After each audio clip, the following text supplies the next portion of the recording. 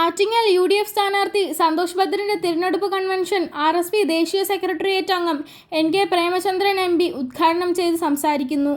സതീശന്റെ നേതൃത്വത്തിൽ കാസർഗോഡ് നിന്ന് ആരംഭിച്ച് തിരുവനന്തപുരത്ത് ഗാന്ധി പാർക്ക് മൈതാനിയിൽ സമാപിച്ച പുതുയുഗ യാത്ര, ആ പുതുയുഗ യാത്രയിൽ 14 ജില്ലകളിൽ 9 ജില്ലകളിൽ അദ്ദേഹത്തോടൊപ്പം ആ യാത്രയുമായി ബന്ധപ്പെട്ട് സഞ്ചരിക്കാൻ അവസരം ലഭിച്ച ഒരു പൊതുപ്രവർത്തകനാണ്, ജനപ്രതിനിധിയാണ് ഞാൻ.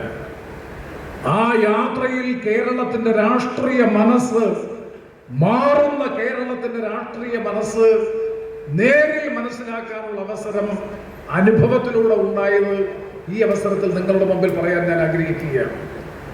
ആ ജാഥ തിരുവനന്തപുരത്ത് സമാപിക്കുമ്പോൾ ഐക്യ ജനാധിപത്യ മുന്നണി അത്യുജ്വലമായ ഭൂരിപക്ഷത്തോടെ 2026 കേരളത്തിൽ അധികാരത്തിൽ വരുമെന്നുള്ള ചരിത്രപരമായ പ്രഖ്യാപനം നടത്തിക്കൊണ്ടാണ് ആ പുതുയുഗ യാത്ര കേരളത്തിൽ അവസാനിച്ചത്. ആ പുതുയുഗ യാത്രയിൽ ഉയർത്തിയ രാഷ്ട്രീയം തന്നെയാണ് ഈ തെരഞ്ഞെടുപ്പ് കൺവെൻഷനിലും തുടർന്നുള്ള പ്രചരണ യോഗങ്ങളിലും UDF പ്രധാനമായി മുന്നോട്ട് വെക്കുന്നത്. അതിലേറ്റവും പ്രധാനപ്പെട്ടത് കഴിഞ്ഞ ഒരു ദശാബ്ദക്കാലം 10 വർഷക്കാലം കേരളത്തിൽ അധികാരത്തിലിരുന്ന പിണറായി വിജയന്റെ നേതൃത്വത്തിലുള്ള ഏകാധിപത്യ ഭരണത്തിനും ധിക്കാരവും ധാർഷ്ട്യവും ധൂർത്തവും അഴിമതിയും സ്വജനപക്ഷപാതവും സമ്പൂർണമായ സമഗ്രമായ പാർട്ടി ആധിപത്യവും കൊണ്ട് ഈ കേരളത്തിന്റെ സർവ്വ നന്മകളെയും തകർത്തെറിഞ്ഞ പിണറായി വിജയന്റെ നേതൃത്വത്തിലുള്ള ഇടതു ജനാധിപത്യ മുന്നണി ഭരണത്തിന് അവസാനം കുറിക്കുക എന്ന് തന്നെയാണ് ചരിത്രപരമായിട്ടുള്ള രാഷ്ട്രീയ ദൗത്യം. ആ ജാഥയിൽ, ആ പുതുയുഗ യാത്രയിൽ ഞങ്ങൾ വിശദീകരിച്ചപ്പോ പ്രതിപക്ഷ നേതാവടക്കം ഞങ്ങൾ എല്ലാവരും സൂചിപ്പിച്ച ഒരു കാര്യമുണ്ട്: ഈ ഗവൺമെന്റ് അധികാരത്തിൽ നിന്ന് പോകും.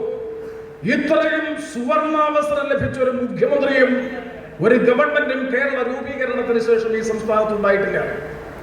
പാർട്ടിയുടെ ശക്തമായ പിന്തുണ, 99 നിയമസഭാംഗങ്ങൾ, അതിനുമപ്പുറത്ത് ഏറ്റവും ശക്തമായിട്ടുള്ള പിന്തുണയോടുകൂടി 10 വർഷം സംസ്ഥാനത്ത് അധികാരത്തിലിരിക്കാൻ ഒരു മുഖ്യമന്ത്രിക്ക് കേരള രൂപീകരണത്തിന് ശേഷം അവസരം ലഭിച്ചത് പിണറായി വിജയന് മാത്രമാണ്.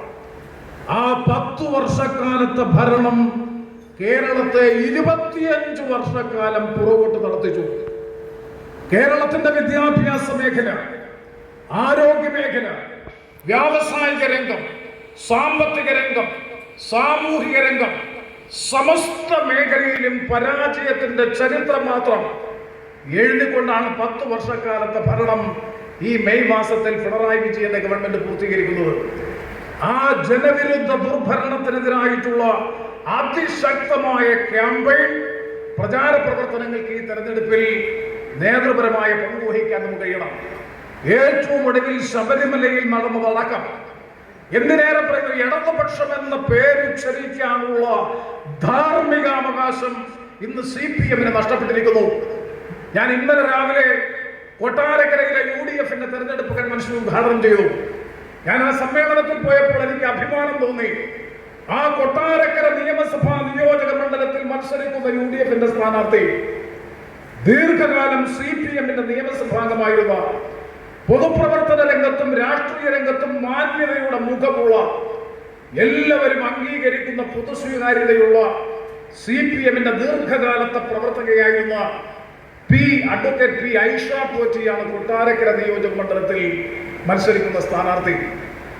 അമ്പലപ്പുഴയിൽ കഴിഞ്ഞ ദിവസം നിങ്ങൾ കണ്ടു, ശ്രീ G. സുധാകരൻ നാമനിർദ്ദേശ പത്രിക കൊടുത്തു.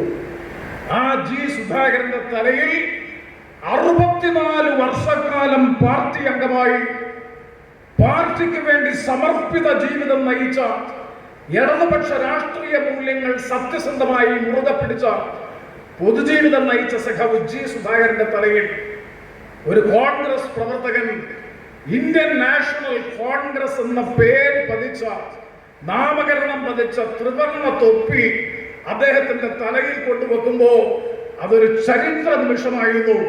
അദ്ദേഹം ഇതെടുത്ത് ഇന്ത്യൻ നാഷണൽ കോൺഗ്രസ് എന്ന് നോക്കിയ ആ ത്രിവർണ്ണ തൊപ്പി വീണ്ടും അഭിമാന ബോധത്തോടുകൂടി G.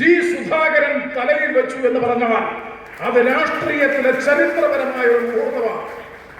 63-64 വർഷക്കാലം ഇടതുപക്ഷ രാഷ്ട്രീയത്തിന്റെ മുഖമായി അഴിമതിരഹിതമായ സംശുദ്ധമായ പൊതുപ്രവർത്തനത്തിന്റെ ഉദാത്ത മാതൃകയായി കേരള രാഷ്ട്രീയത്തിൽ കക്ഷി മുന്നണി ഭേദമന്യേ പൊതുസ്വീകാര്യത ആർജിച്ച ജി സുധാകരൻ ഇന്ന് കോൺഗ്രസ് നേതൃത്വം നൽകുന്ന ഐക്യ ജനാധിപത്യ മുന്നണിയുടെ പ്രതിനിധിയായി അമ്പലപ്പുഴ നിയമസഭാ നിയോജക മണ്ഡലത്തിൽ മത്സരിക്കുന്നു എന്ന് പറയുമ്പോൾ മാറുന്ന കേരളത്തിന്റെ രാഷ്ട്രീയ മുഖം എങ്ങോട്ടാണ് എന്ന് കൃത്യമായി നിങ്ങൾക്ക് ബോധ്യപ്പെടും.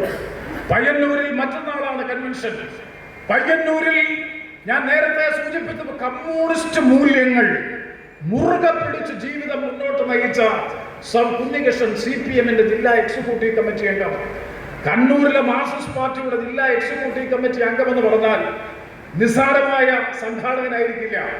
ആ നിലയിലേക്ക് ഉയർന്നു വന്ന അദ്ദേഹം ഇപ്പോൾ ഐക്യ ജനാധിപത്യ മുന്നണിയുള്ള സ്ഥാനാർത്ഥിയായി കോൺഗ്രസിന്റെ നേതൃത്വത്തിൽ UDF-ന്റെ പ്രതിനിധിയായി തെരഞ്ഞെടുപ്പിൽ മത്സരിക്കുന്നു. ഞാൻ എല്ലാ കാര്യങ്ങളിലേക്കും പോകുന്നില്ല. സഖാവ് VS കേരളത്തിന്റെ മുഖ്യമന്ത്രിയായിരുന്നപ്പോ, പ്രതിപക്ഷ നേതാവായിരുന്നപ്പോ നിഴൽ പോലെ സഖാവ് VS-നോടൊപ്പം ഉണ്ടായിരുന്ന VS-ന്റെ മനസാക്ഷി സൂക്ഷിപ്പുകാരൻ കൂടിയായിട്ടുള്ള അദ്ദേഹത്തിന്റെ പ്രൈവറ്റ് സെക്രട്ടറി ആയിരുന്ന ശ്രീ സുരേഷ് CPM-ന്റെ കുത്തക മണ്ഡലമായിട്ടുള്ള മലമ്പുഴ മണ്ഡലത്തിൽ UDF-ന്റെ പ്രതിനിധിയായി മത്സരിക്കുന്നു. അതുപോലെ ഷൊർണൂരിൽ വിവിധ സ്ഥലങ്ങളിൽ ഏതാണ്ട് ഇവിടെ ഇരിക്കുന്ന ഓരോരുത്തരും ഓരോ പറയാനായി മാറിയാൽ ഐക്യ ജനാധിപത്യ മുന്നണിക്ക് ഇവിടെ ഒരു കോട്ടയിൽ നടക്കാൻ ഒരു ഉണ്ടായില്ല. ഈ കോട്ട മണ്ഡലങ്ങളിൽ ഇവിടെ ഐക്യ ജനാധിപത്യ മുന്നണിയുടെ ത്രിവർണ്ണ പതാക UDF-ന്റെ പതാക നമ്മൾ ഉയർത്തിപ്പിടിക്കുകയും ചെയ്യും. ഇനി വരുന്ന ദിവസം രാഷ്ട്രീയത്തിന്റെ മുഴുവൻ സംഭവവികാസങ്ങളിലേക്ക് ഒന്നും ഞാൻ പോകുന്നില്ല. കേരളത്തിലെ വിദ്യാലയത്തിൽ നിലനിൽക്കുന്ന രാഷ്ട്രീയ സംഭവവികാസങ്ങളൊന്നും തന്നെ ഞാൻ നിങ്ങളുടെ ഉപയോഗിക്കുന്നത്. കാരണം ഇവിടെ പങ്കെടുക്കുന്നവരും എന്നെ കേൾക്കുന്നവരുമായ നിങ്ങളൊക്കെ